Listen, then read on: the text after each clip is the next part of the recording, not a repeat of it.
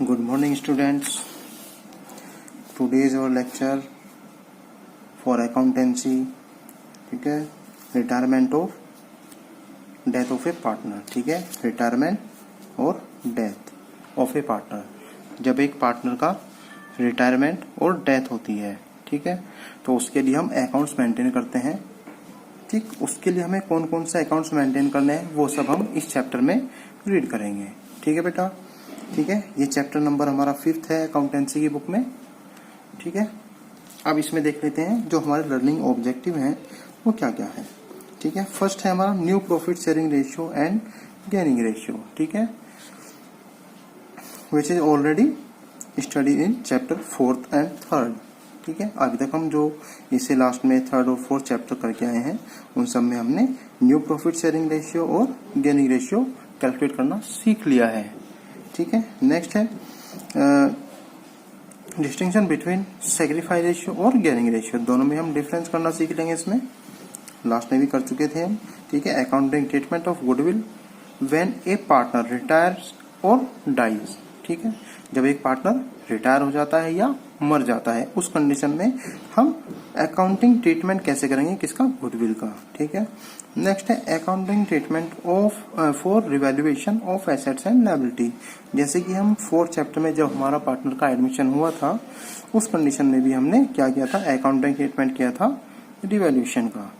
ठीक है, रिवैल्यूएशन के थ्रू एसेट्स एंड लायबिलिटी का. ऐसे ही सेम एज इसमें भी हम ऐसा ही करना है, अकाउंटिंग ट्रीटमेंट करेंगे for revaluation of assets and liability. ठीक है, नेक्स्ट है accounting treatment of reserve and accumulated profit, same as chapter 4.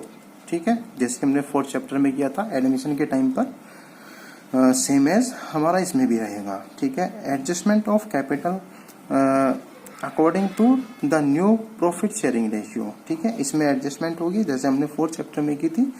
ठीक है, adjustment of capital according to the new profit sharing ratio. इसमें न्यू प्रॉफिट शेयरिंग रेशियो को हम base मानते हैं, तब जाकर के हम कैपिटल की एडजस्टमेंट करते हैं. ठीक है बेटा, मैं 4th चैप्टर बार बार क्यों कह रहा हूँ, क्योंकि हाँ ये सब चीजें हमने 4th चैप्टर में रीड कर चुके हैं, स्टडी कर चुके हैं अच्छे से. ठीक है, और सेम एज हमारा 5th चैप्टर में जो हमारा रिटायरमेंट और डेथ का चैप्टर है. ठीक है, इसमें भी उसी के अकॉर्डिंग होगा. नेक्स्ट है disposal of the amount due to the retiring partner. ठीक है, डिस्पोजल कर देंगे इसमें किसका अमाउंट, जो रिटायरिंग पार्टनर है, यानी कि जो जाने वाला पार्टनर है, रिटायरमेंट ले रहा है फर्म से. ठीक है, उसके अमाउंट को डिस्पोजल करना है. ठीक है, नेक्स्ट है हिडन गुडविल. बेटा हिडन गुडविल भी हम 4th चैप्टर में बहुत अच्छे से सीख चुके हैं. अगेन इसमें भी हमें वही ट्रीटमेंट करना है, हिडन गुडविल. ठीक है, नेक्स्ट है calculation of amount payable to the representatives of a deceased partner. ठीक है, इसमें क्या करें हम, कैलकुलेशन करेंगे ऑफ अमाउंट पेबल जो हमें पे करना है to the representatives of a deceased partner, यानी कि जो पार्टनर मर चुका है उसका जो रिप्रेजेंटेटिव्स है. ठीक है, या नॉमिनी हम कह सकते हैं. ठीक है, उसको हमें कितना पेमेंट करना है उसका भी कैलकुलेशन हम इसी चैप्टर में करेंगे. ओके, नेक्स्ट आता है इसमें स्टार्ट होता है यहां से रिटायरमेंट ऑफ ए पार्टनर. ठीक है, रिटायरमेंट ऑफ ए पार्टनर में हमें क्या करना है, देख लेंगे. Retirement of a partner. ठीक है, a partner has the right to retire, उसको राइट है रिटायर होने का from the firm after giving due notice in advance. सबसे पहले वो क्या करेगा, एक एडवांस में नोटिस देगा फर्म को, मीन्स पार्टनरशिप फर्म को नोटिस देगा कि मैं रिटायर होना चाहता हूँ. ठीक है, एडवांस में. उसके बाद वो रिटायर हो सकता है. ठीक है, ये इसका राइट होता है, right to retire from the firm. Okay, जब ये एक नोटिस दे देगा तब. ठीक है, all partnership comes to an end after the retirement of a partner. ठीक है, जो ऑल पार्टनरशिप होती है कम्स टू एन एंड. ठीक है, एंड हो जाएगी and after the retirement of a partner. ठीक है, बट द फर्म कंटिन्यूअस. ठीक है, पार्टनरशिप एंड होगी बट जो फर्म है वो कंटिन्यूअस रहेगी, मीन्स कंटिन्यू रहेगी. And a new partnership comes into existence between the remaining partner. ठीक है, तो जो ओल्ड ओल्ड पार्टनर थे, एग्जिस्टिंग पार्टनर से, उसमें से एक जो पार्टनर रिटायरमेंट होना चाहता है, अगर वो चला जाता है, रिटायरमेंट ले लेता है या डेथ हो जाती है, ठीक है, तो जो हमारी पार्टनरशिप है वो तो हमारी एंड हो जाएगी, लेकिन जो फर्म है वो कंटिन्यू रहेगी, ठीक है। और जो उसमें एग्जिस्टिंग पार्टनर है वो उसमें एग्जिस्टेंट में आ जाएंगे, मीन्स न्यू पार्टनरशिप हमारी क्या बन जाएगी, न्यू पार्टनरशिप बन जाएगी। New partnership comes into existence between the remaining partners. Okay. Next, a retiring partner is entitled to get the following. ठीक है। नेक्स्ट फर्स्ट पॉइंट आता है हमारा शेयर इन गुडविल, सेकंड है शेयर इन रिजर्व्स, ये सब बेटा हम लास्ट चैप्टर में कर चुके हैं, ठीक है। Share in revaluation of assets and liability, okay, ठीक है, यहाँ तक हो गया। Share in goodwill, share in goodwill में हम क्या करते हैं, goodwill of the firm is valued and the retiring partners share of goodwill is credit to his capital account, ठीक है। इसमें क्या करना है हमें, goodwill of the firm is valued, ठीक है। इसमें या तो हम क्या करते हैं, गुडविल का कैलकुलेशन कर लेते हैं, ठीक है, फर्म गुडविल की जो फर्म होती है उसका कैलकुलेशन कर लेंगे, या फिर अगर हमें क्वेश्चन में गिवन है, ठीक है, उसके अकॉर्डिंग हम जो हमें शेयर गिवन है किसका, जो रिटायरिंग पार्टनर है उसकी मल्टीप्लाई करते हैं शेयर की, किसमें, गुडविल ऑफ फर्म में, ठीक है। तो retiring partner share of goodwill is credited, फिर जो आएगी उसको हम क्या करते हैं, क्रेडिट करते हैं टू हिज कैपिटल अकाउंट, उसके कैपिटल के अकाउंट में हम क्रेडिट कर देते हैं, ठीक है। नेक्स्ट है share in reserve, share in reserve, जो हमारा रिजर्व होता है फर्म में, एग्जिस्टिंग रिजर्व होता है, उसको हम क्या करते हैं शेयर में, जैसे हमने गुडविल का शेयर मल्टीप्लाई कर दिया था न्यू रिटायरिंग पार्टनर का, सेम एज हम क्या करेंगे रिजर्व में भी मल्टीप्लाई कर लेंगे।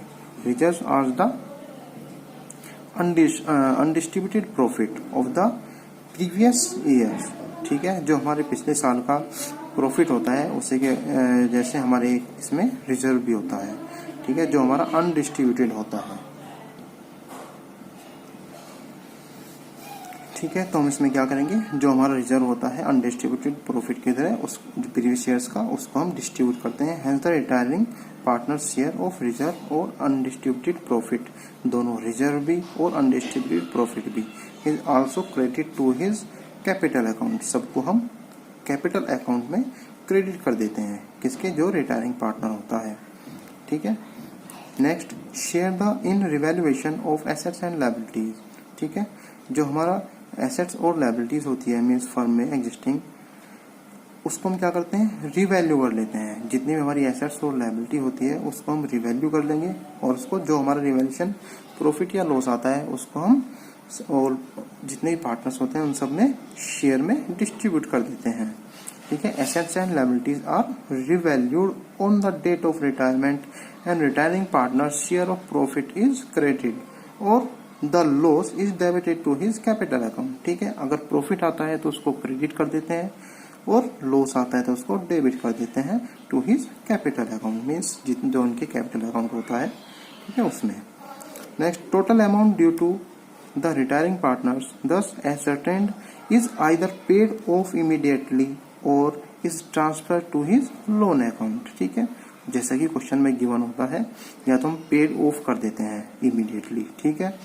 दो कंडीशन मिलती है हमें इसमें, फर्स्ट कंडीशन क्या मिलेगी, फर्स्ट कंडीशन मिलती है हमें या तो पेड कर देते हैं इमीडिएटली या क्या करते हैं, transfer to his loan account, ठीक है, टू बी पेड आफ्टरवर्ड, या जैसा भी उसने कहा है क्वेश्चन में, या क्वेश्चन में जैसे गिवन होता है हम उसके अकॉर्डिंग करते हैं, ठीक है। बट मोस्टली हम इसमें क्या करते हैं, 99% हम इसमें ट्रांसफर टू लोन अकाउंट, ठीक है, उसके लोन अकाउंट में ट्रांसफर कर देते हैं अगर उसने कुछ भी नहीं कह रखा है, ठीक है। और अगर कुछ कह रखा है तो हम पेड ऑफ करते हैं, जैसे कि उसने कहा है पेड ऑफ करना है तो पेड ऑफ कर देंगे इमीडिएटली, या फिर उसने कहा है कि transfer to his loan account तो लोन अकाउंट में ट्रांसफर कर देंगे, ठीक है। अगर साइलेंट है तो हम उसको लोन अकाउंट में ट्रांसफर कर देते हैं, ठीक है बेटा। Next accounting problems, accounting problems क्या क्या आती हैं इसमें देखेंगे। Following accounting problems arise on the retirement of a partner, ठीक है। अब इसमें हमें क्या करना होता है, अकाउंटिंग प्रॉब्लम्स में following accounting problems arise on the retirement of a partner. First point हमारा आता है calculation of new profit sharing and gaining ratio. ठीक है, सबसे पहले हम इसमें क्या कैलकुलेट करते हैं, new profit sharing ratio and gaining ratio of the continue partners, यानी कि जो कंटिन्यू पार्टनर है हमारे इसमें उनका एनपीएसआर और गेनिंग रेशियो कैलकुलेट करते हैं। ओके, नेक्स्ट है ट्रीटमेंट ऑफ गुडविल। फिर हम इसकी क्या करते हैं, गुडविल की ट्रीटमेंट करते हैं। ठीक है, उससे भी पहले हम क्या करेंगे, गुडविल की वैल्यूएशन यानी कि गुडविल ऑफ द फर्म की कैलकुलेशन करेंगे। ठीक है, फिर उसके बाद हम क्या करते हैं, ट्रीटमेंट ऑफ गुडविल। ठीक है, नेक्स्ट पॉइंट है हमारे पास third accounting treatment for revaluation of assets and liabilities. ठीक है, जो एसेट्स एंड लायबिलिटीज है उनका हम रिवैल्यूएशन करते हैं और फिर उसका क्या करते हैं, अकाउंटिंग ट्रीटमेंट करेंगे। ठीक है, मीन्स इसमें या तो रिवैल्यूएशन अकाउंट बनाना पड़ता है हमें और साथ में हम इसकी जनरल एंट्री भी बना सकते हैं इफ आस्किंग इन क्वेश्चन। ठीक है, जैसे ही क्वेश्चन में गिवन है, क्वेश्चन में कहा गया है, पूछा गया है, ठीक है, वैसे हम रिवैल्यूएशन का क्या करते हैं, या तो जनरल एंट्री पास करते हैं या तो हम इसका अकाउंट मेंटेन करते हैं। Okay students, next accounting treatment of reserves, accumulated profit and losses. ठीक है, फिर क्या करते हैं, रिजर्व, एक्युमुलेटेड प्रॉफिट्स और लॉसेस, ये तीन चीजें हमें गिवन होती है। अगर तीनों में से कोई भी एक है या तीनों ही गिवन है, ठीक है, हमें सिर्फ या तो रिजर्व गिवन होगा और एक्युमुलेटेड प्रॉफिट, ठीक है, दोनों गिवन होंगे तो फिर हमें लॉस गिवन नहीं होगा। ठीक है, क्योंकि प्रॉफिट एंड लॉस दोनों में से एक ही चीज गिवन होती है।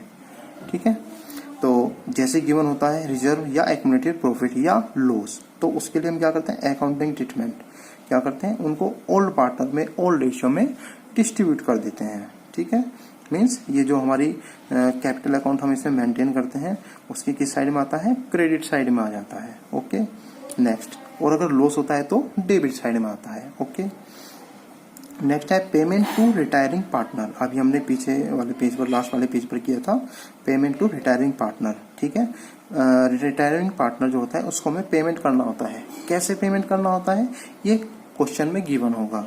ठीक है, अगर क्वेश्चन में कुछ भी गिवन नहीं है, साइलेंट है, तो बेटा इसको हम क्या करते हैं, हम लोन ट्रीट कर लेते हैं।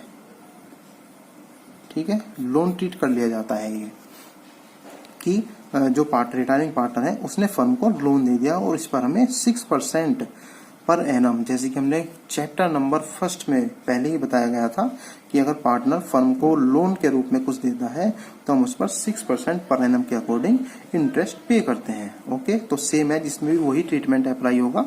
ठीक है, तो अगर लोन के बारे में नहीं कहा गया, कुछ भी नहीं कहा गया इसके बारे में, तो लोन ट्रीट कर लेते हैं। या फिर उसने कहा है कि कुछ परसेंट उसने पेमेंट कर दिया है, सपोज इसमें 50,000 का बैलेंस था इसका। ठीक है, और 50,000 में से 10,000 इसने इमीडिएटली पे कर दिया, बट हमारा बैलेंस कितना बचता है, माइनस 10,000 करेंगे तो 40,000 आ जाएगा। ठीक है, अब जो 40,000 आता है उसको क्या ट्रीट करेंगे, उसको लोन ट्रीट कर लेंगे। दो कंडीशन आती है, हमेशा ध्यान रखना इसमें। ठीक है बेटा, next adjustment of capitals in proportion to profit sharing ratio. ठीक है, अब लास्ट में आती है हमारे पास कैपिटल। ठीक है, अब कैपिटल में क्या कहता है, कैपिटल में कहता है कि हमें एडजस्टमेंट करनी है किसकी, कैपिटल की, in proportion to profit sharing ratio. ठीक है, मीन्स अब इसमें हमें एनपीएसआर जो हम कैलकुलेट करते हैं उस एनपीएसआर में हम कैपिटल की एडजस्टमेंट करते हैं। ठीक है, ये हमारे इसका जो चैप्टर है उसका सबसे लास्ट टॉपिक है। ये टॉपिक हमारा इससे पहले चैप्टर में मीन्स एडमिशन ऑफ पार्टनर उसमें भी आ चुका है। ठीक है, अगेन हमें वही ट्रीटमेंट करना है कि एनपीएसआर में कैपिटल को हमें एडजस्ट करनी होती है। ठीक है बेटा, तो अभी तक यहाँ स्टडी करेंगे और उसके बाद फिर हम ये नेक्स्ट टॉपिक स्टार्ट करेंगे, इसमें calculation of new profit sharing ratio. तो बेटा यहाँ तक की आपको पहले स्टडी करनी है। ठीक है, जैसे ही समझ में आ जाएगा उससे नेक्स्ट वीडियो मेरी आ जाएगी। ठीक है, और फिर यहाँ से हम स्टडी करेंगे। ओके, आज के लिए बेटा इतना ही। Thank you.